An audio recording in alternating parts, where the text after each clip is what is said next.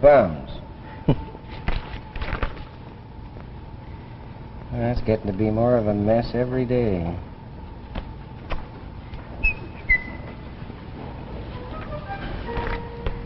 Oh, hi there.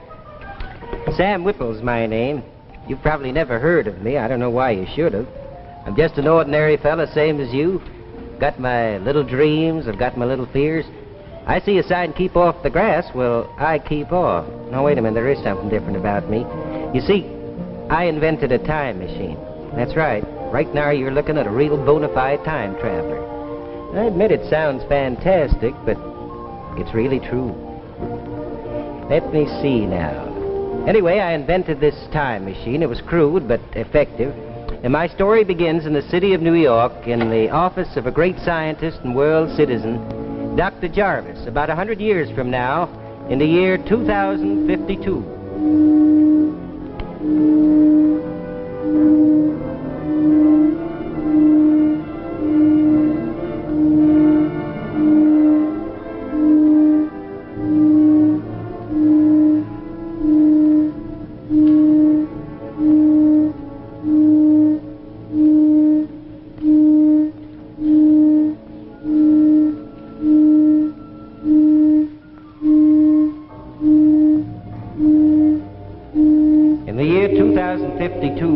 The whole world stood at the edge of doom.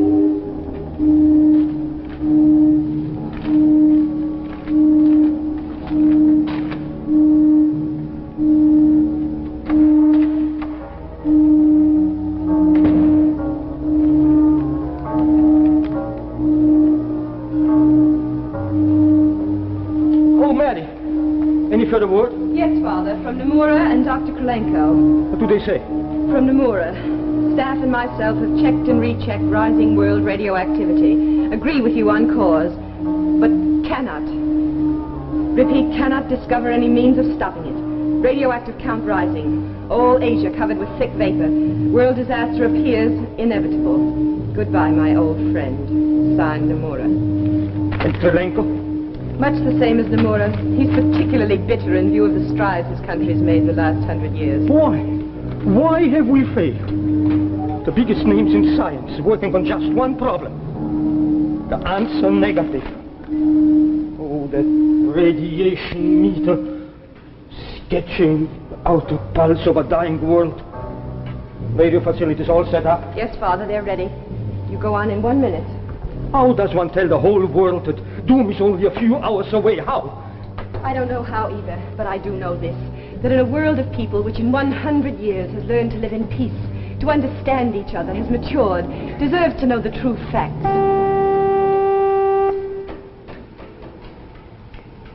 "15 seconds.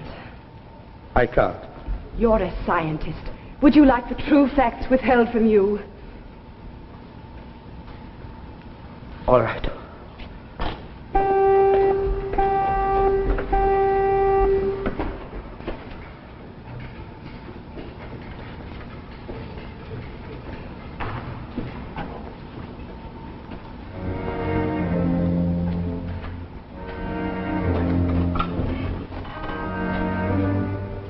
My fellow human beings,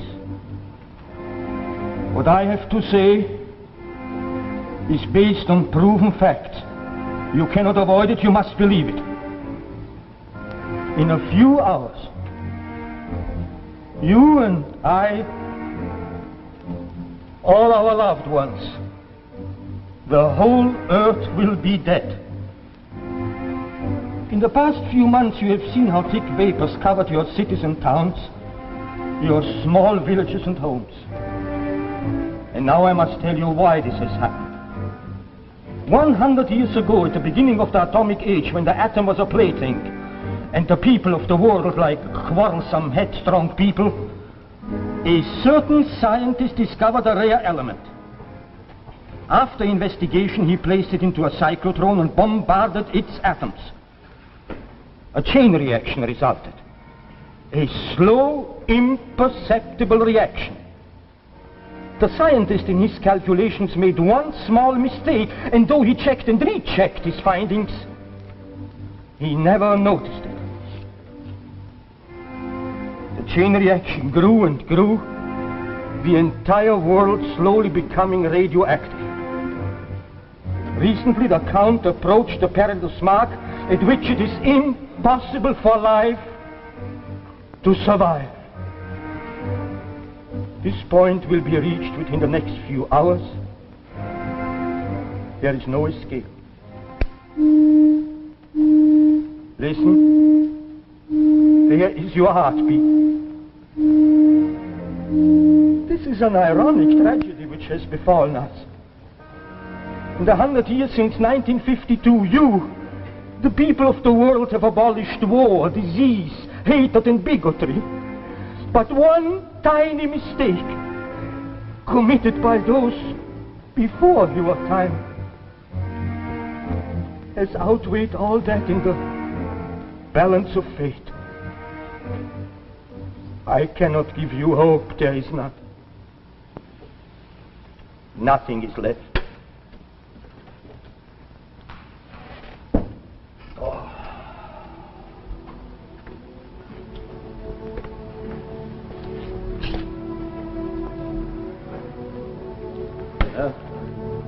Nothing to do now but wait.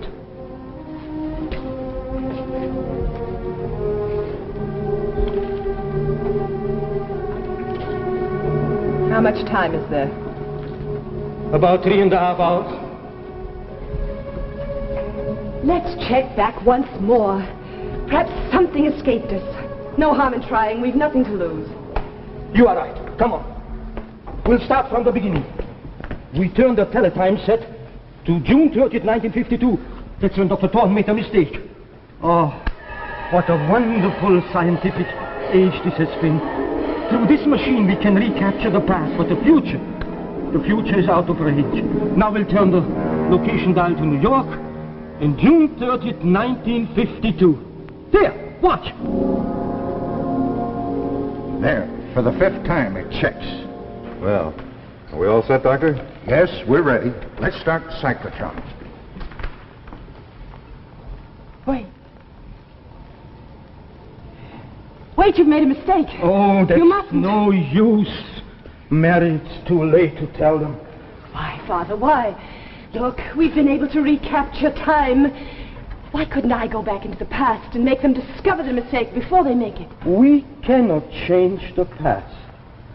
Only a human being living before June 30th, 1952 could prevent this mistake before it happened.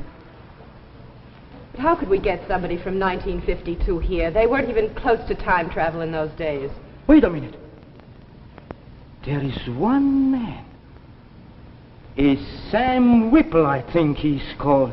Yes, before all this happened, I amused myself watching him.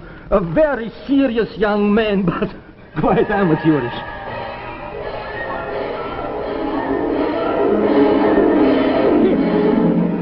There he is, still working away. Is that a time machine? But it looks ridiculous. No, it could never work. No, it's all there. It's all there. It's only that the wires are not attached to the proper terminals.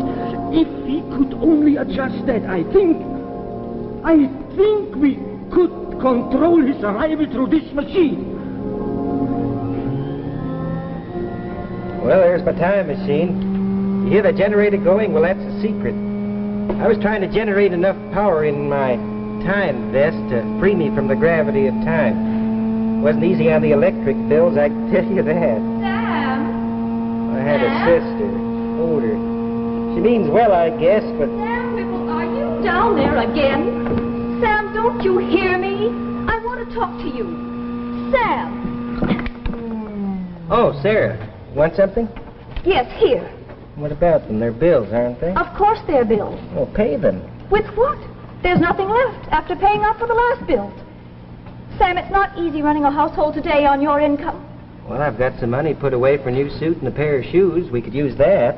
And then you'd go to work looking like a hobo. And what would Dr. Thorne and the others at the laboratory say to that?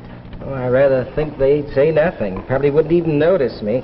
Just a lab assistant. Well, if you spent as much time on your work as you do with that infernal machine, you'd get someplace. You'd be someone. When are you going to give this thing up and stop daydreaming? Really, the neighbors are beginning to think you are crazy. I assure you, Sarah, I'm really very harmless. But as for giving this up, this is what may turn my dreaming into reality. As a boy, you were afraid to face things, and you still are. Yes, I am. I don't like myself for it. Never did have much gumption. Afraid to talk for myself, fight for myself. Well, that's why, don't you see? I want to give myself a chance in another lifetime, 500, maybe 1,000 years from now. Maybe I could do better then. You know, someday they're just going to take you away in a straitjacket. That's what's going to happen. Oh. And what about me? What's going to happen to me? Sarah, I've taken care of you ever since your husband died, haven't I? Gave up my college career for it. Guess maybe that's why I haven't married either. I did think my first duty was to you. Well, you better stand back now, Sarah. I'm all set. I'm going to try it. You might get hurt.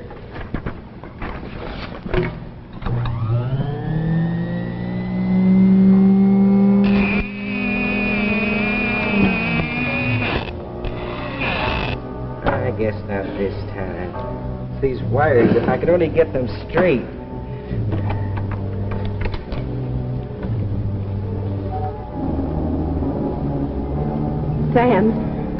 Sam Whipple, that wire on the connection goes on the right. Huh? Father. Yes.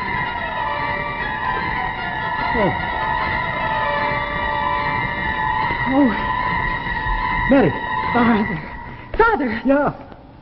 I beg your pardon for bursting in like this, but could He you made tell it. me where I am? He made it. Sam Whipple, I'm Mary Jarvis. This is my father, Dr. Jarvis. Welcome to the 21st century.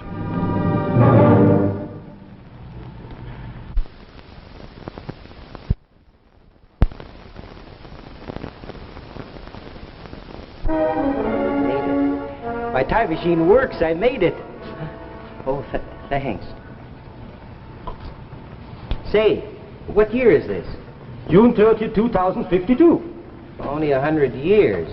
I thought I'd go at least 1,000. Oh, well.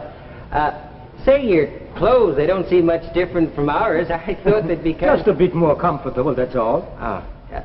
Mind if I look around? Please do. Thanks.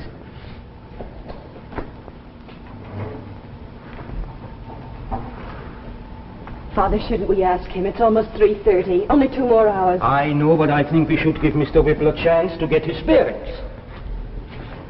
Say, wait a minute. How did you know I was coming? The teletype said you saw.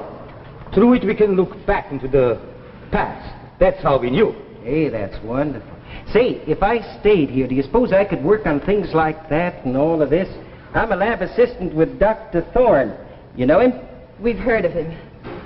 I think if I could get to do some real studying at a good school, well, that would take money, wouldn't it? That is not necessary. The government takes care of everybody's tuition. The government? Well, how can they afford it? What with defense and armies and things like that? That's no longer necessary. We are at peace with the world. You mean no Cold War with any country? No, we are all the best of friends. Yeah, that's wonderful. Oh, I could like it here. What about diseases? We've discovered the cause and cure of cancer, among other things. Cancer. You know, my father died of cancer. Please, I have a favor to ask. Is it possible for me to stay in this century, live my life out? I'd give value in return. I'd work. I'd do anything. I don't have to worry about my sister. The insurance will take care of her. Please, is it possible? I think so, but... What's that? Radiation meter. Measures radioactivity. Oh, I see. We call that a Geiger counter in our time. Hey, wait a minute. Doesn't that mean there's something radioactive around here? The whole world? I don't understand. A nuclear bombardment in 1952 started a slow chain reaction which has steadily grown into an overpowering radioactivity. At 3:30, the danger point will be reached. The whole world and all in it will die. Oh, I don't believe that. I can't. See for yourself. Huh? Why do you think the fog is so thick outside? But how? A mistake? Made by your own Dr. Thorne and Mr. Adams. A mistake made by Thorne and Adams. Well, how can you be sure? We saw them on the teletype set. If only I'd known. You know now. Isn't it too late? For us it is. There's nothing we can do.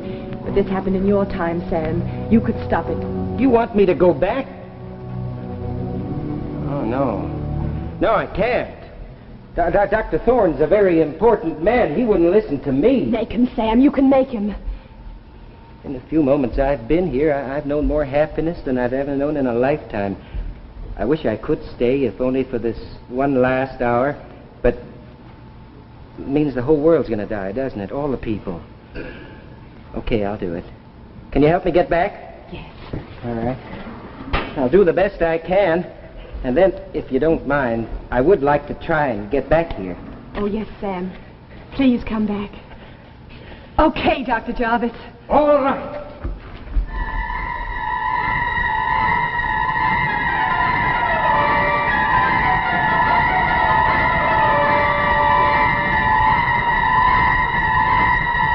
I'm back. Sam! Hey, where's my umbrella? Sam, where have you been? Where? It worked, Sarah. It worked. It worked. I don't Here, help me understand get what's this going off. on around here. I'll tell you later. What time is it? It's 3:10. Past it gives me 20 minutes. I'll see you later, 20 Sarah. minutes for what, Don't Sam? have time. I've got to hurry. Sam!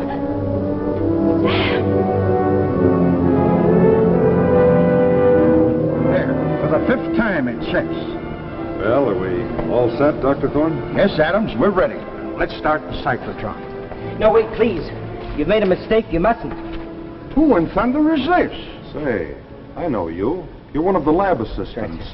Whipple, I believe. That's right, sir. I'm sorry to barge in like this. I hope I didn't startle you. Whipple or whatever your name is. What the devil are you I'm talking sorry, about? sir. I know it must seem crazy to you, but have you checked? You've made a mistake on your calculations. I know you have. But you've never seen these papers. Yes, sir, I have. 100 years from now on a teletime set. Dr. Jarvis pointed it out to me. Jarvis. 100 years. Boy, this man's obviously insane. I'm going to throw him out. I'm not crazy. You've got to listen to me. Dr. Thorne, have you checked these figures? Of course, I've checked and rechecked at least 5 Well, times. then please check them again. The whole world depends on it. Since you know so much, where did I make my mistake? I don't know. But I'll tell you this. If you bombard the atom of this element you've been working on, you'll start a slow chain reaction. It'll grow and grow, and in 100 years it'll destroy the whole world. All right, Adams, I've heard it enough. Let's get going. No, you don't. You wouldn't dare.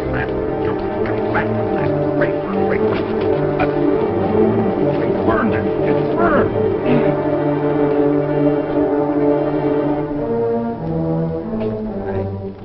I think you'll have to check back now.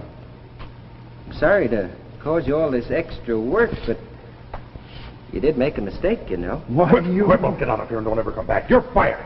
You can't fire me. I quit. Quit. Hey, that sounds good. I'm going back to the year 2052 where a man can have a future. Good day, gentlemen.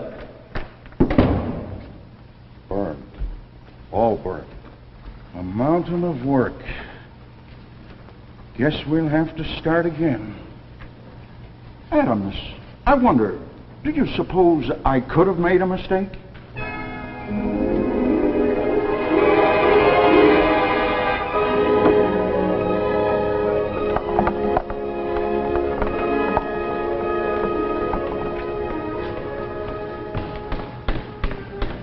Hi, Sarah. How's my favorite sister? You have gone mad. Yep, gone happy and mad. Where have you been? Where? Oh, I've been over to the laboratory. Told Dr. Thorne he'd made a mistake in his calculations. He didn't like it. You don't mean he fired you? Oh, he tried to, but I wouldn't let him get away with that. I quit. Quit? Yep. How we live? Oh, I've taken care of all that. I'm going back into the future, and I guess in that case the insurance company will consider me dead, so that'll leave enough money to make you comfortable. Well, goodbye, Sarah. Here we go. Sam Whipple, you're not going anywhere. Huh? I've seen to that. One of us has to have a head on our shoulders. Yes. Oh, no. I've smashed the machine. No. Maybe now you'll wake up and act your age. Oh, Sarah. Why? Why, Sarah? Can't you see it was destroying your life? I did it for you, Sam. Now come along upstairs. Come on, like a sensible person, and I'll make us both some coffee.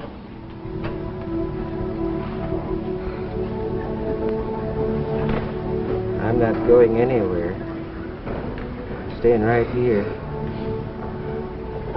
Here, Jarvis. I'm not coming back.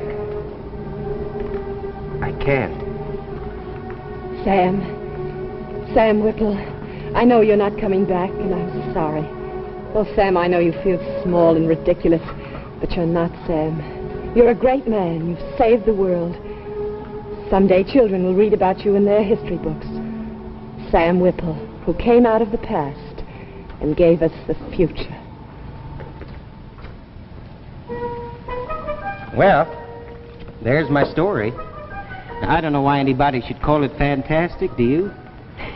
But it is a funny thought, isn't it, to go through life with people thinking you're just a nobody, and then in 100 years to have your great-great-grandchildren coming across your name in a history book as being quite a fella?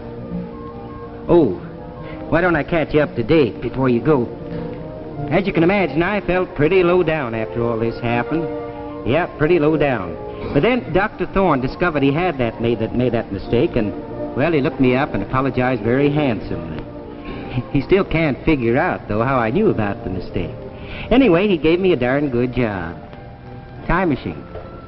No, I never did try to fix it. Somehow, I don't know how, I seemed to change quite a bit then. Oh, I used to go out more than I used to. More get up and go. Well, I even had enough gumption to go to a party one day at a friend's house. Met a very nice girl there. Her name was Ruth. Funny thing, though, first time I met Ruth, why, she reminded me a little of Mary Jarvis. Well, anyway, Ruth and I, we hit it off fine, and after a little while, she did me the honor of becoming Mrs. Whipple. Just goes to show, I guess, a fella can have his future in his own lifetime, too. Oh, hi, honey. Well, I guess it's time to go now, so pleasant dreams.